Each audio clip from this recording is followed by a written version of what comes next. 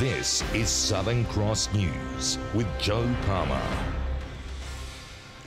Good evening everyone and welcome to Southern Cross News. A 61-year-old man from Mangalore has died in a crash on one of Hobart's main streets. Police say he was attempting to get into the passenger side of his vehicle on Davey Street when he was struck by another car. His wife was there and saw it all unfold. A tragic scene this morning on the normally busy Davey Street. A 61-year-old man from Mangalore was struck and killed by a passing car. He's been with his wife this morning and it appears he has been going to the passenger side of a vehicle on the roadside. He was trapped under the Holden sedan, which was being driven by a 37-year-old Swansea woman. Bystanders and emergency services had to lift the car off him. Removing the car off the mart was the only possible way to be able to provide treatment to him. Emergency services worked for at least 40 minutes on the man before he was taken to the Royal Hobart Hospital, but he couldn't be saved. Sadly, his wife was in the driver's side of their car when the incident occurred. Obviously, she's very distraught at the moment and she's got family with her providing her support. It happened just outside of the Anglesea Barracks and St Michael's Collegiate School, which went into lockdown. Students told to stay indoors as authorities carried out their investigations. The barracks have been used for an area for us to speak with witnesses. Police say it's too early to tell if there were any contributing factors to this crash. The driver of the car is assisting them with their investigation. Speed, alcohol and drugs are not believed to be involved. The incident caused significant delays throughout Hobart and surrounding areas. Much of the city was in gridlock for hours as Davey Street was closed off to most traffic. All lanes are now open. A report will be prepared for the coroner. Louise Hedger, Southern Cross News. Meanwhile, in the state's north, a teenager is lucky to be alive after being hit by a four-wheel drive this morning in Devonport. Emergency crews were called to the intersection of William and Oldacre Street at around 8 a.m. It's understood the vehicle was turning and collided with the 16-year-old skateboarder as he crossed the road on a red light. The driver stopped immediately and offered all his assistance to that young man and got him to the side of the road. And Tas Ambulance were called, who attended, and the driver is good. He's obviously suffering a bit of shock. Police say it's a timely reminder to be alert while crossing the road and to make sure you're aware of your surroundings as a motorist.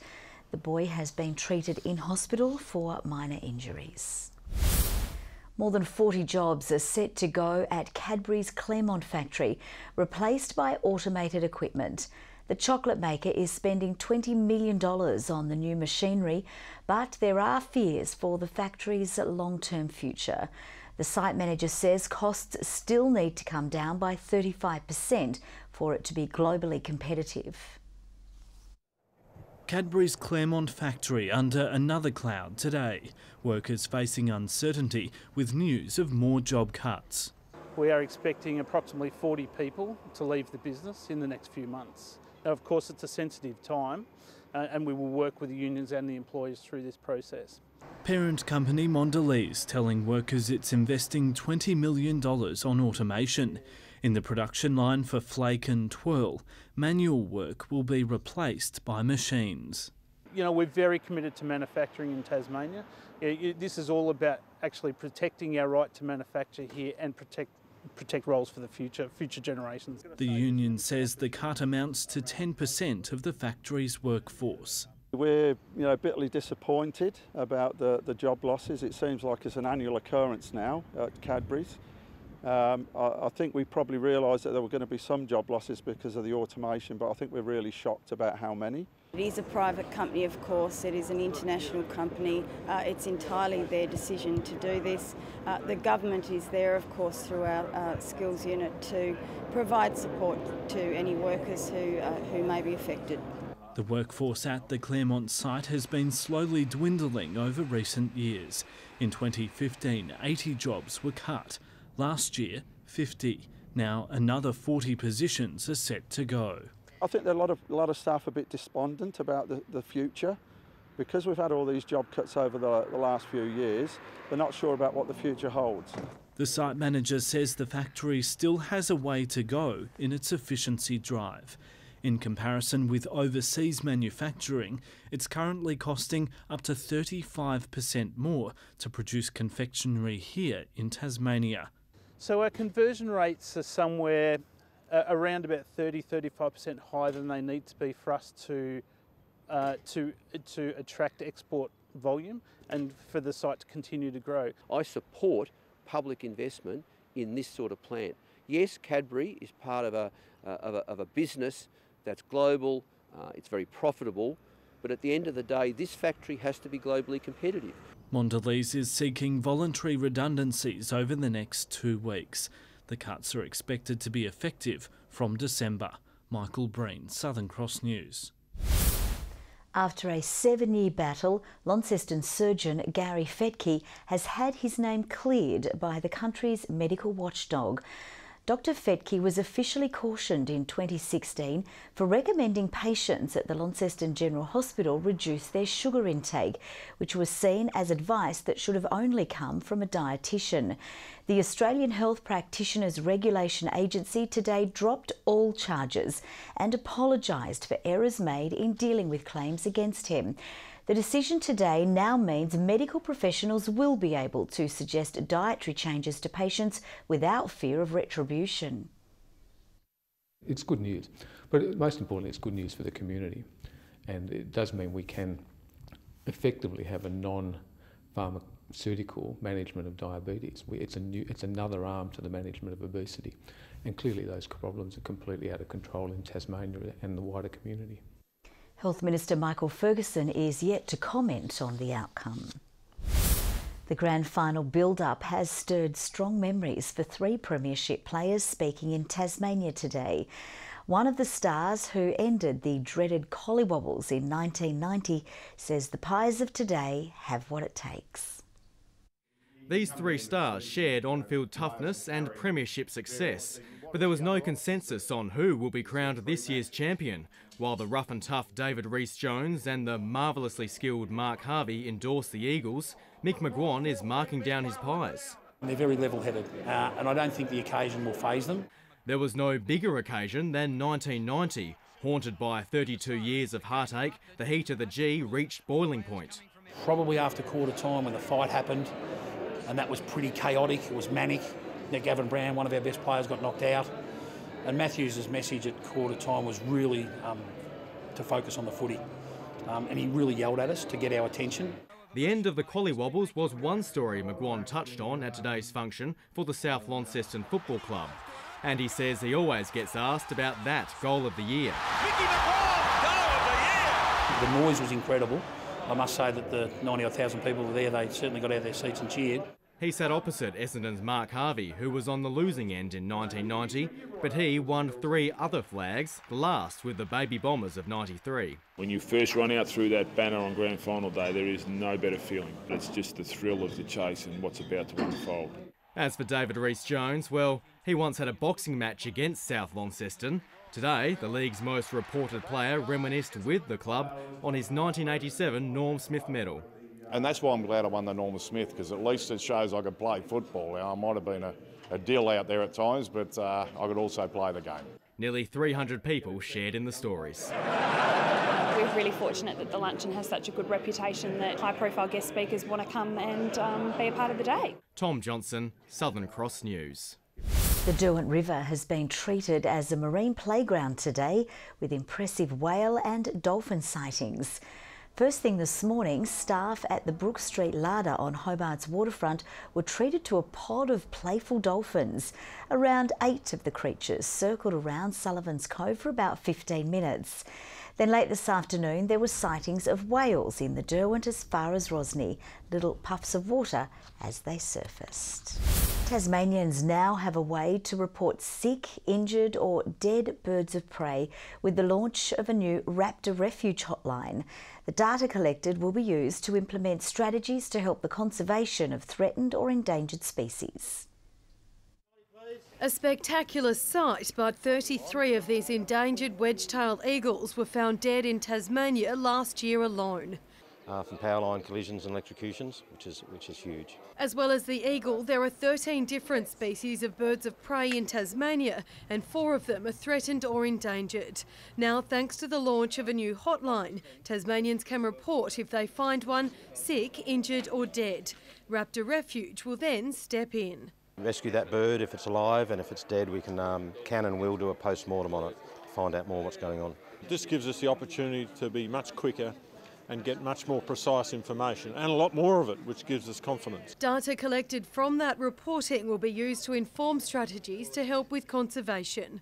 This 1800 Raptor number is going to funnel all this information into one spot. It's fantastic. By the time an animal's threatened, it's got serious problems. We want to prevent those problems taking hold. The project provided funding from the state government. We should be able to get on top of a lot of the problems we've been wrestling with for years with public enthusiasm. Louise Hedger, Southern Cross News. Tasmania's wild waters and the people who fish them are set to star in a new documentary series. Aussie Lobster Men is wrapping up filming off our coast and is due to screen nationally and overseas. Life at sea for the so-called Aussie Lobster Men. Now that's a nice pot. Here we go, baby! They're the stars of this new documentary series, taking viewers on board for epic fishing missions off Tasmania's coast. The area we go to fish is the southwest of Tasmania. It's remote, it's beautiful, and it's wild. And we go to sea for 2 weeks. There's no phone, no internet. Crews have followed the real-life drama on board 6 boats, including Warren's, who's been on these seafaring missions for 56 years. Had some scary moments, my word, yeah. And anyone who's been at sea long enough and reckon they haven't been scared, to me, they're either a fool or a liar. So you're going to see the highs and the lows of the fishing trips, of which there are both, the success and failures. The conditions that these guys deal with, it's true victory at sea. Government chipping in $200,000 to the almost $1.5 million budget for the show. What this really will show to the world is our beautiful, pristine waters here, and of course our beautiful weather at times as well in Tasmania. The really exciting thing about this is that we're actually telling a Tasmanian story, which people don't really get to hear about a lot of stories that come out of Tasmania. The 10-part series is due to air on 7 Mate next year. Michael Breen, Southern Cross News. In the spirit of Grand Final Day Eve, around 300 women celebrated the annual Ladies' Lunch in Hobart today. The event awards the Tasmanian Football Woman of the Year while raising funds for local charities. Donned in dresses and heels, these ladies have put down the champagne to compete in the handball final, part of the 12th annual AFL Ladies' Day Lunch. It's just a lovely way to recognise the contribution that women make, and what is extraordinary in my lifetime now is seeing women play the game and playing at a really top level, and so many Tasmanians doing so well. Definitely love females in especially like a sport environment, especially where females are generally not highly lifted and kind of things. So it's great for females to be empowered like that. The celebrations also raise valuable funds for local charities. For the last 3 years it's been Speak Up, Stay Chatty. Unfortunately, a number of us have had experiences in this regard, and so we're very passionate about supporting this charity. Glenorchy's former captain Sandy Eaton took out the coveted Tasmanian Football Woman of the Year award for her 8-year contribution to local sport while being the first woman to kick 200 goals in the TWL. It's a really great honour. I definitely didn't expect it, but it's just that little bit of reward for, I guess, the effort that you put in. However, despite retiring as a player at the end of the year, she's eager to keep going. But I'll continue on as hopefully a coach or a mentor or whatever roles that I can be, really. So it gives you that little bit more motivation to continue and to continue to help women's footy here in Tassie. Ruby Kamain, Southern Cross News. Every night, Tasmanians right across the state wonder where their next meal will be coming from. It's an anxious hunger that many struggle to fill. But tonight, Foodbank has teamed up with Mexican franchise Zambrero to make 30,000 food packs that will go directly to those who need it most. Packing, sorting and assembling. This team of volunteers are preparing food and essentials ahead of the 2018 Meal Packing Day. The statewide food drive is now in its second year and is aiming to be even bigger than the last. We're aiming to pack 30,000 meals that will get donated back to Tasmanians in need via Foodbank, who do amazing work. On October 13, this shed will be crawling with passionate volunteers, eagerly assembling this year's care packs. From here, they'll be trucked out to frontline charity groups like the Salvos and St Vinny's, who'll take them straight to the door of those who need it most. The drive is just one element of the work Foodbank does across the state. What we do statewide is basically in the last 12 months we've provided 2.5 million meals. Food equating to 2.5 million meals in the Tasmanian community. The saying that's rung true with me is I think that not many people really know what hungry is, and what that is not actually knowing where your next meal is going to come from. It's not a pang of hunger in your stomach, it's that uncertainty of a mother not being able to feed their family or not knowing where your next meal will come from. To get involved on the day and lend a hand, head to the Zambreros Tasmania Facebook page. Jessica Moran, Southern Cross News. Let's take a look at the day's business and finance news. With thanks to Tasplan, your local super fund, the Australian share market has closed higher after investors' worst fears over the Banking Royal Commission's interim report were unfounded.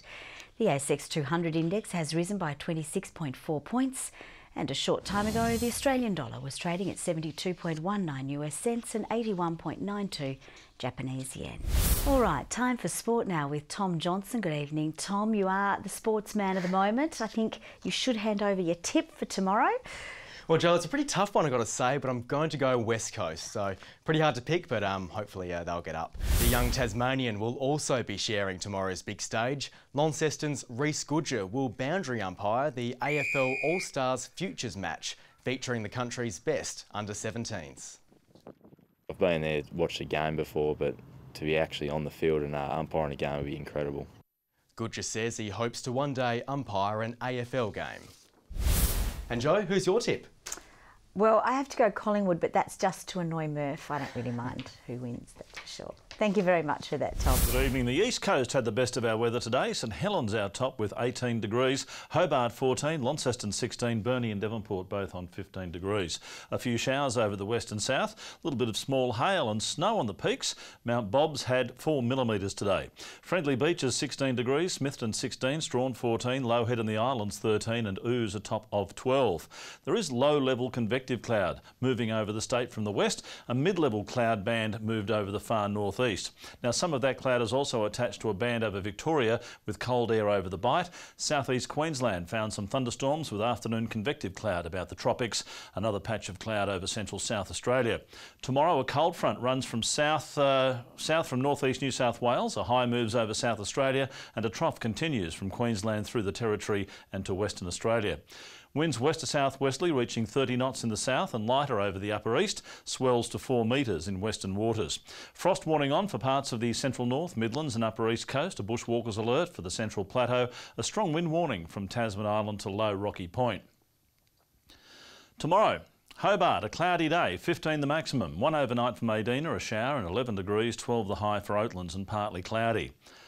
Launceston becoming cloudy, 2 overnight, a top of 16, 14 the high for Devonport, bit of cloud about as well, a frost for Lyowini, -4 to a top of 7.